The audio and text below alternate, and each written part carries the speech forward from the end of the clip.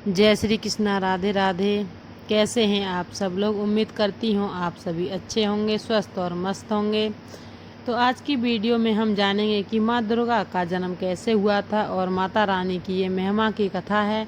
इस कथा में जानेंगे कि माँ दुर्गा कैसे प्रकट हुई थी और माँ दुर्गा किस प्रयोजन से प्रकट हुई थी।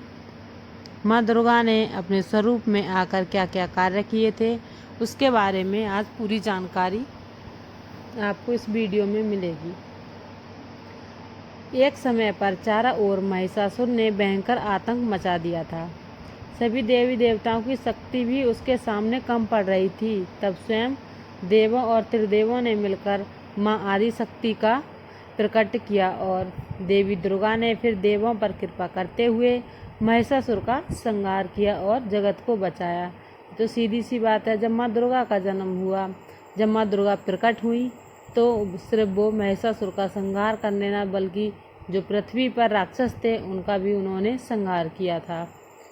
इस ब्राह्मण शक्ति देवी जो शक्ति है वो माँ दुर्गा हैं, जिन्होंने समय समय पर विभिन्न रूप धरकर प्रकृति और सृष्टि के संरक्षण का कार्यभार संभाला था।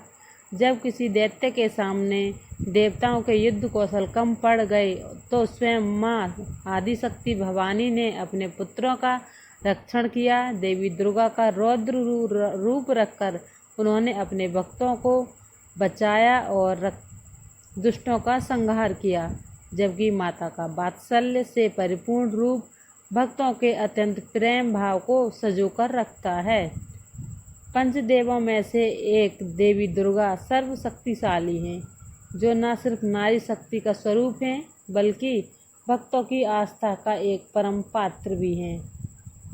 क्यों हमने माँ दुर्गा के जो प्रादुर्भाव की जो कथा है क्यों रखी है, तो और कैसे हुआ था, क्यों हुआ था देवी का प्रादुर्भाव? तो एक समय पर महिषासुर नामक एक भयंकर राक्षस ने चारों ओर हाहाकार मचा दिया था।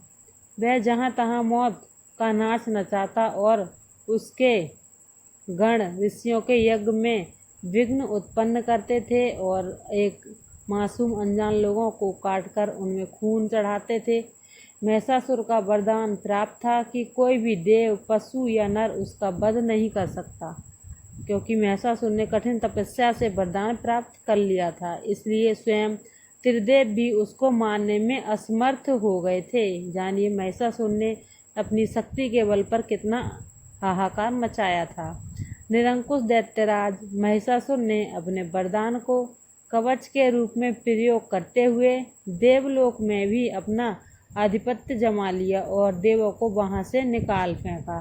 देवताओं के यज्ञ को भी उन्होंने भंग करके उन सभी को अपने बस में कर लिया था। देव और त्रिदेवों के पास गए। ये जो देव थे सारे वो त्रिदेव यानी महादेव के पास गए। दैत्यों से परेशान होने के बाद सभी देवता महादेव के पास गए और उनकी स्तुति करने लगे। सभी देवताओं के मुख पर चिंता का कारण देखकर त्रिदेव पहले से जानते थे। यह सब हाल जानकर भगवान से मुस्कराए और बोले, हे नारायण, अब देवी आदिशक्ति के प्रादुर्भाव का समय हो गया है।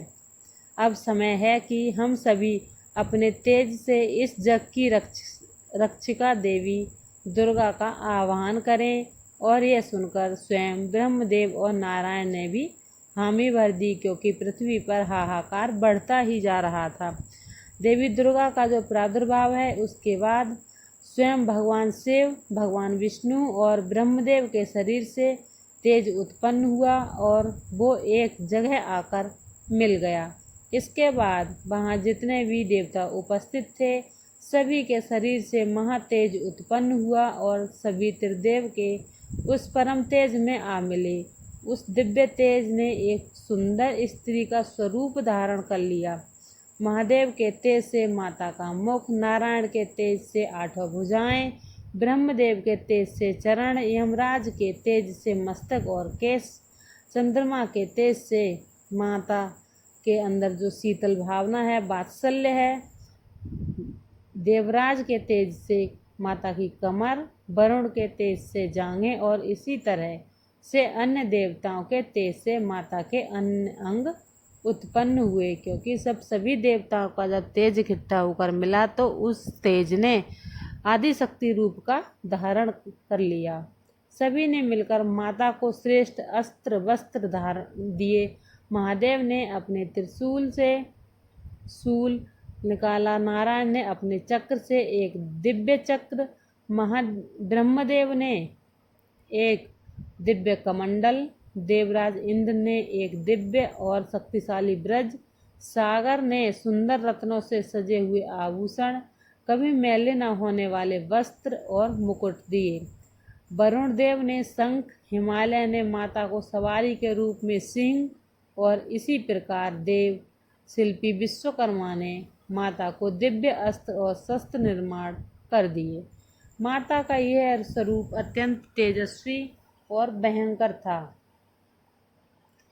उसके बाद में महिषासुर के वध होता है। महिषासुर बहुत ही हाहाकार मचा रहा था, तो देवी शक्ति दुर्गा के इस विशाल और भव्य स्वरूप को देखकर सभी देवों ने करबद्ध होकर उनकी स्तुति की तथा देवी पर पुष्प वर्षा की।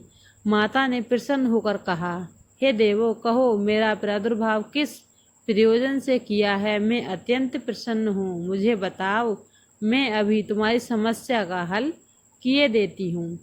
जिसके बाद देवों ने सारा हाल कहा सुनाया। इसके बाद रणक्षेत्र में माता ने विकराल रूप धारण कर पहले दैत्यराज की सेना का विध्वंस किया, उसके बाद में महिषासुर को भी मार दिया। महिषासुर ने जो ज़्यादा ही पृथ्वी पर आतंक मचाया था, उसके लिए महिषासुर किसी देवी देवताओं से नहीं मर रहा था, क्योंकि उसने वरदान प्राप्त कर लिया था। इसीलिए सभी देवी देवताओं ने सोच करके ये प्लान बनाया कि महिषासुर को कैसे ख़त्म किया जाए। जब महिषासुर को ख़त्म करना है तो इसीलिए माँ देवी दुर्गा आदिशक्ति का प्रादुर्भाव हुआ। ये जो माँ दुर्गा से जुड़ी हुई जानकारी आपको कैसी लगी? अच्छी लगी हो तो लाइक शेयर ज़रूर कीजिए। चैनल पर न्यू है तो चैनल को सब्सक्राइब भी ज़रूर कीजिए। वीडियो को लाइक शेयर कमेंट तो अवश्य कीजिए, और अगर आपको ऐसी कहानी और चाहिए तो चैनल को सब्सक्राइब भी अवश्य कीजिए। जय श्री कृष्णा।